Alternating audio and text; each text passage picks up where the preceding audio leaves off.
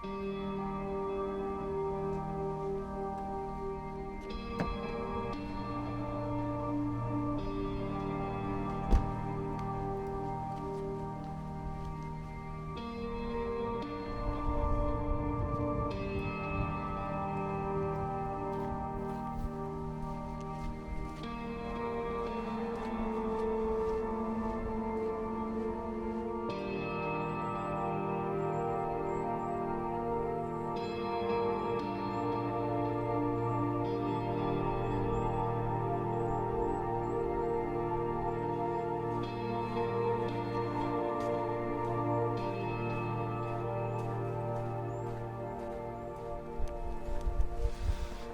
welcome back to the channel, and yeah, welcome to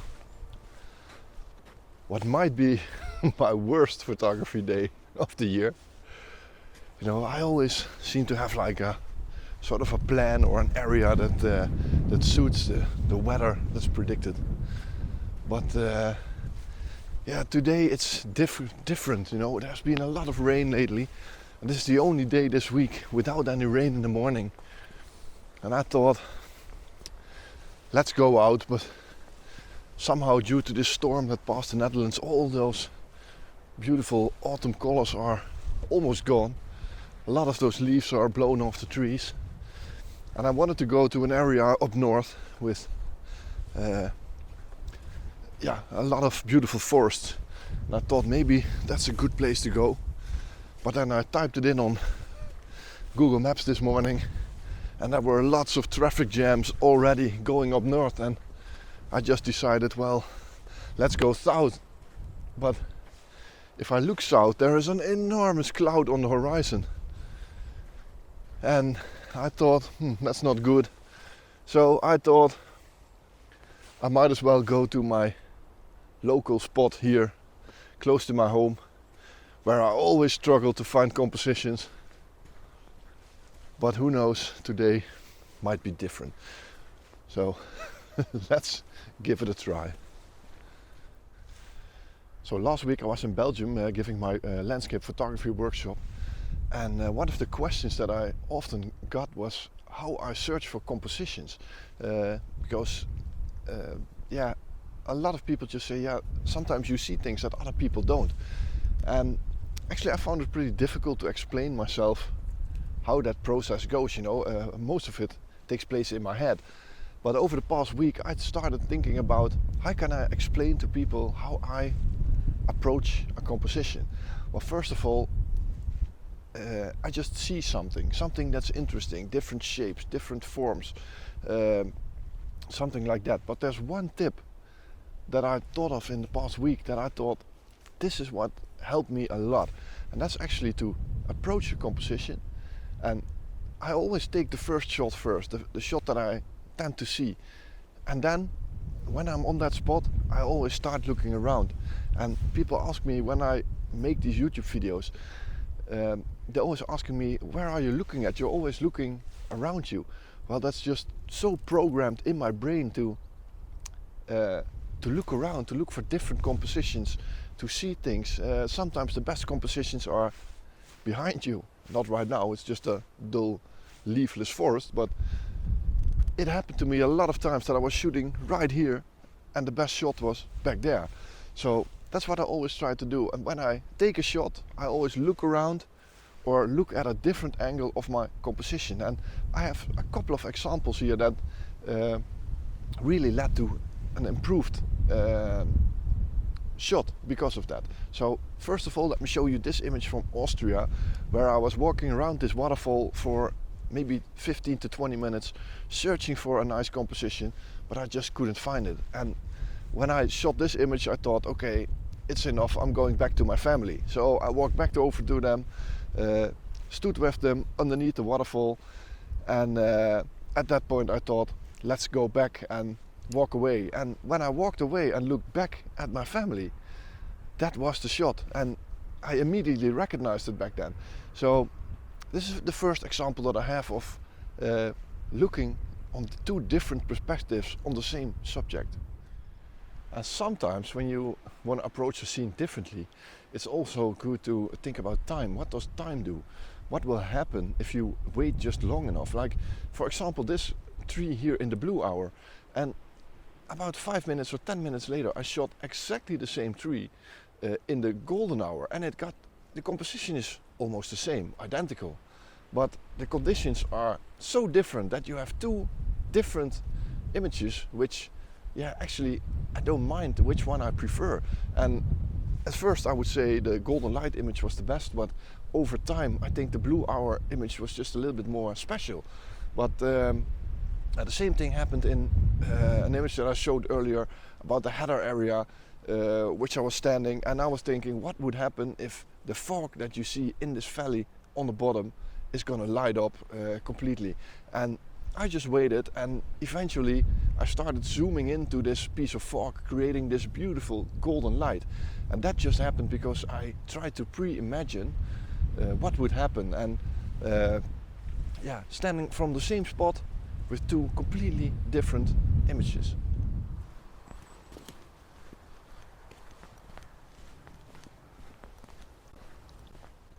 So that's one thing that I always like to do, and that's fall back on one of these things, telephoto lenses. Now I do it a lot. I use these telephotos many times, and it usually happens when I struggle to find something right in front of me. I just start looking on the horizon, what interests me, and these things, they are so helpful with that. And for example, this shot that I took in Tuscany of this beautiful S-curved road here, and there were maybe 100 of people standing in front of me, and I cloned out a lot of them, but I just wasn't fascinated by this road or something due to all those people there. So what I did was I started putting on the 100 to 400 and just looking on the horizon, what interests me, what's the interesting shot here to take. And then I found this beautiful tree just silhouetted in front of these beautiful colors in the sky. And same spot, two totally different images. And that's the kind of thing that I always like to do. And the same thing happened to me in Scotland when I saw this composition from my car. I was just driving down the road and I just saw this over the lake. So I immediately stopped, got out of the car, ran to the lake and shot this image. And I shot it and I was thinking, this is one of the best shots of this trip. But then I was thinking, what can I shoot more here? You know, there's some beautiful light, a little bit of fog over the water, of course, stunning environment, and I fall back to the telephoto lens. In that case, I had the 300mm f4 on the camera that I borrowed at that time, and at this moment I own it, so I'm really happy with that. But I put it on and I started zooming in, looking for interesting things, and I got up with this really abstract zoomed in image. So it's the same spot, but two completely different images of partly the same subject, because these trees, they are actually right in the frame here on the right side of the first image that you've seen. So that's what I always try to do, you know, look for different compositions on the same spot. And that's why you always see me looking around, and that's one of the things that I use to improve my photography and to come back home with more images. You know, I could have stopped at one image, but I just kept looking around, looking for different things. And right now I'm actually using this 100 to 400 because when I look far on the horizon, let me show you, hopefully I can show it to you on the camera here. You can see back there, there's just one little silver birch tree, which interests me because the background is dark and hopefully some sunlight will hit it later, but I'm not sure about that. So I'm going to walk over to that side to see if I can get a nice perspective on this silver birch tree over there. So right now there is some light appearing. So those clouds are lighting up pretty nicely. So hopefully something good will come eventually, but man, it's a difficult area. Sorry for the shaky camera back there. No, with the 100 to 400 out of the hand, it's actually pretty difficult to film something. So I'm actually feeling raindrops here, so it can get worse. apparently. So I found a site on this silver birch tree that I'm seeing at the other end there, but yeah, I just can't shoot it, you know. It's I have to shoot it at 400mm, but there is just so much wind. I don't know if you are disturbed by the wind here, but it's actually really cold. It's really hard wind. All those leaves are constantly blowing everywhere. The tripod is blowing everywhere. Yeah, I don't know. And meanwhile, there is some beautiful colors appearing in the sky. Just look above me here. So, and I'm shooting a scene of nothing. So I'm gonna take this shot because I already prepared the camera, but I'm gonna walk over here and maybe I can use this reflective light in the water to find a nice composition. I'm not sure, but I think this is not a good idea. So while I'm searching for a different composition, let me tell you about this other time where I was in Les Houtens in Belgium in winter time, and this trip was really bad to get there, and it took me about 2 hours to walk to this dead forest in the middle of the snowstorm, wind, mist. It just had everything against me, but I pushed through, and eventually I got there and I found this wide angle shot.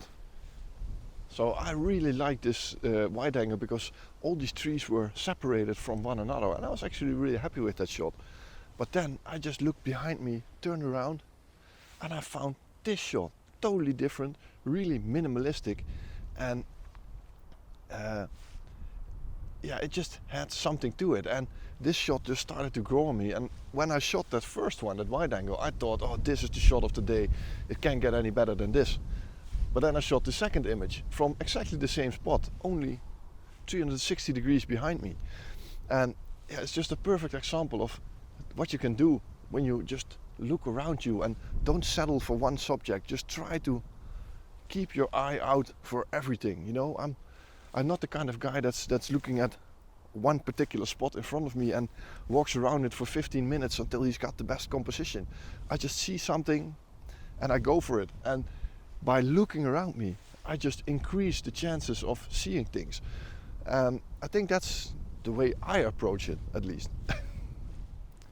So I actually found a shot here, but this is what I meant with pre-imagining a shot, imagining what would happen, and sometimes it works and sometimes it doesn't. And right now I'm just gonna have to wait here for maybe 5 minutes until the sun is gonna come over these trees back there. And we had some beautiful lights, some beautiful colors in the sky, but there was just no composition here. But then I noticed this tree. I'll just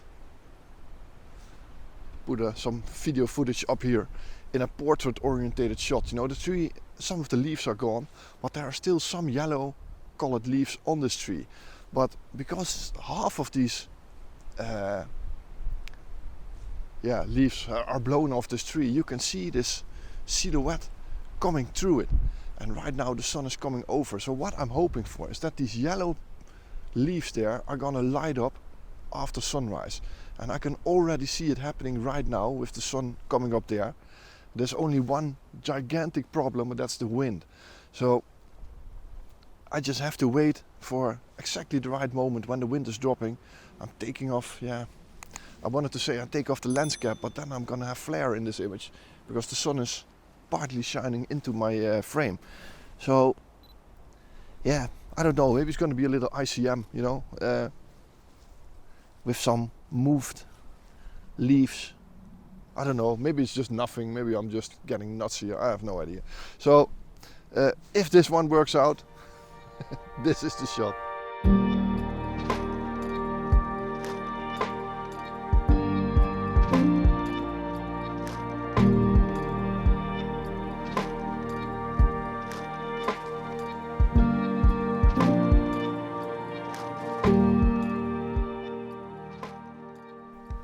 So recently someone asked me, hey, where is the grip on your camera?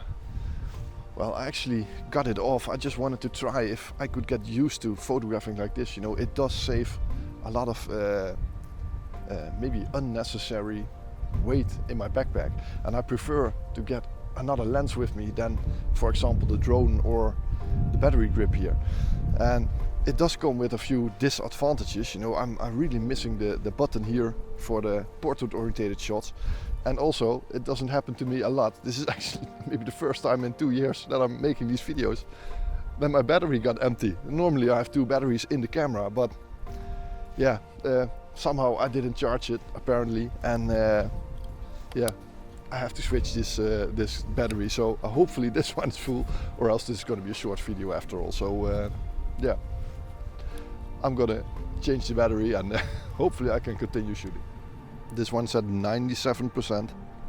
So yeah, happy with that. We can continue for a while. The sun is being blocked by a small cloud at the moment, so I have a couple of minutes to wait. I'm thinking about another idea for compositions that I always look for, and it didn't occur to me actually that much, but when I was doing one of my lectures a couple of weeks ago, after it I was speaking to a man, and he said to me, well, I like your style, you're a real minimalistic photographer. And at first I said to him, I don't agree with you, I'm not a real minimalistic photographer. But then he explained what he meant, and he said, I don't mean minimalistic, but you have a good eye of leaving everything out of the image that isn't important. Just choose one subject, and everything around it that's disturbing, I just leave it out of the image. And I have lots of examples where I just try to do it, and it just really works for me, you know. I just try to put the focus on my subject and not on anything else around it. So this is also where the wide angles just come, of the telephotos come in really handy.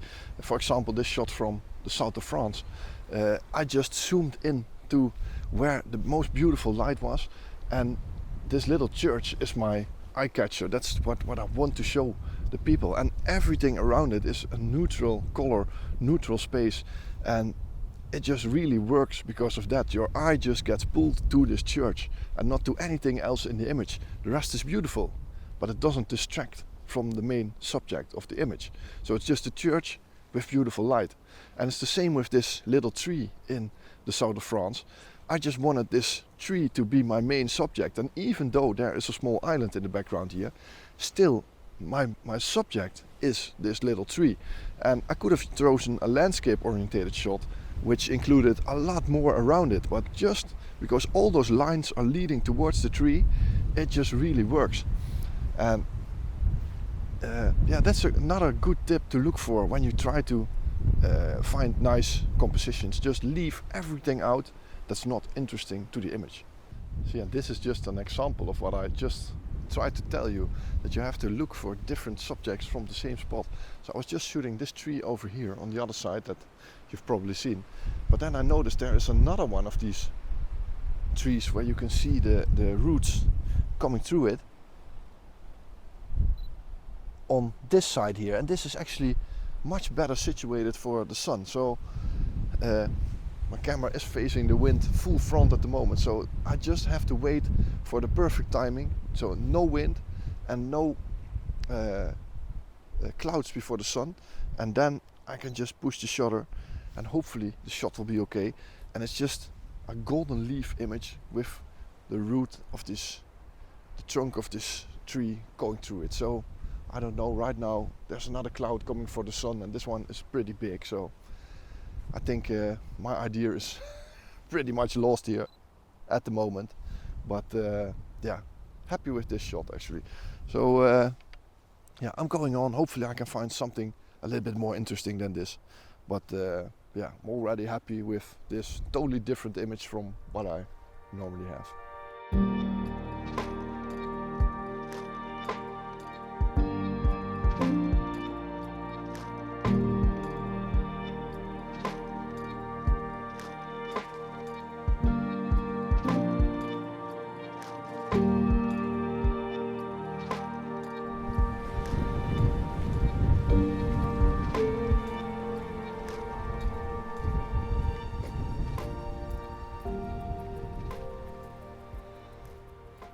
So I finally found a really nice composition here that I'm actually quite happy with.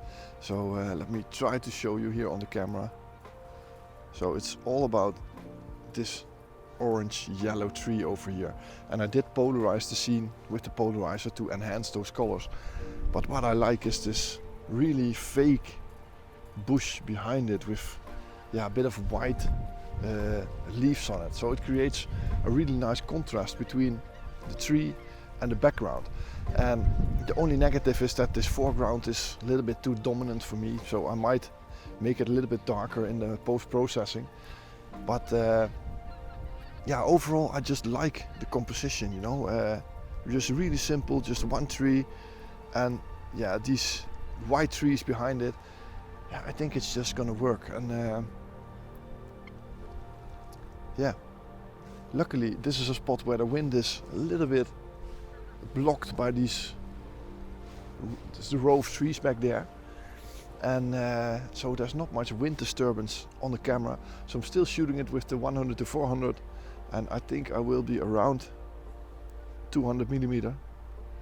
So yeah, putting it in manual focus because somehow I'm not getting the best focus on this tree. You know, all those leaves are moving all the time due to the wind, so I'm keeping a bit of a high ISO, and then just taking a 5-second timer, waiting until the wind is completely flat out. And the problem is I have to look over here for the wind, but I also have to look at that tree, that the wind isn't disturbing all those leaves. So hopefully there's going to be a moment like this. So if this is working, this is it.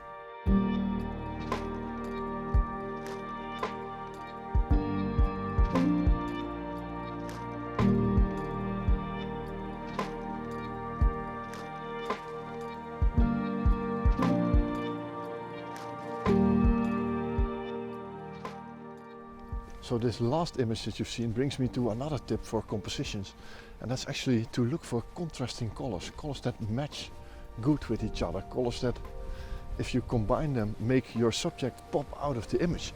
And like for example this leaf that I shot a couple of years ago above the water, you know, it's just the contrast between the dark and the bright yellow and orange colors. And also I have some examples from Austria where you have these beautiful matching colors of blues and greens. And yeah, there's not a real subject in this image, but it just works due to all of those colors that match together. And those are just things that I look for, you know, when colors can put your subject in front of the background. That's what I try to do, and that's what I try to do with this bush back there, and that's why it caught my attention. It's just because this orange and yellows, they just stand out, because of that white background, and it just works. So I just hope these images are sharp, but we will see that at home. So this contrasting color technique actually works really well when you look for dark backgrounds, and especially with side light.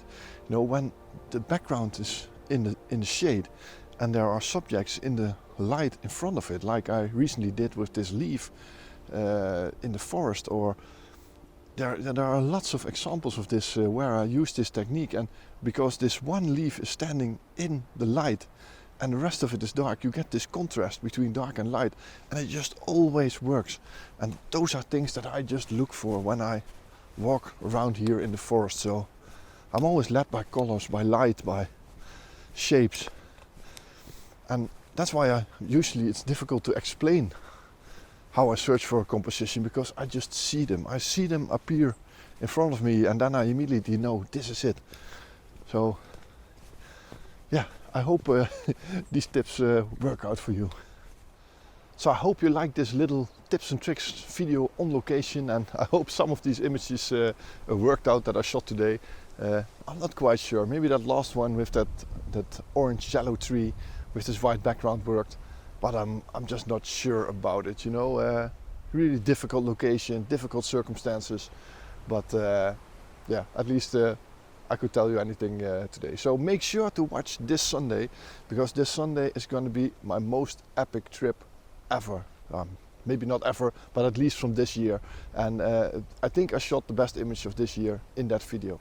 So make sure to check that out. So if you want to see that, push the subscribe button underneath this video, and push the little notification bell. If you select all, you will get a message when I release my next video. And don't forget, push that thumbs up button if you like the video, and leave a comment. I always like to engage, and I'll always respond to anyone commenting underneath these videos. So thanks a lot. Hope to see you this Sunday. And for now, bye bye.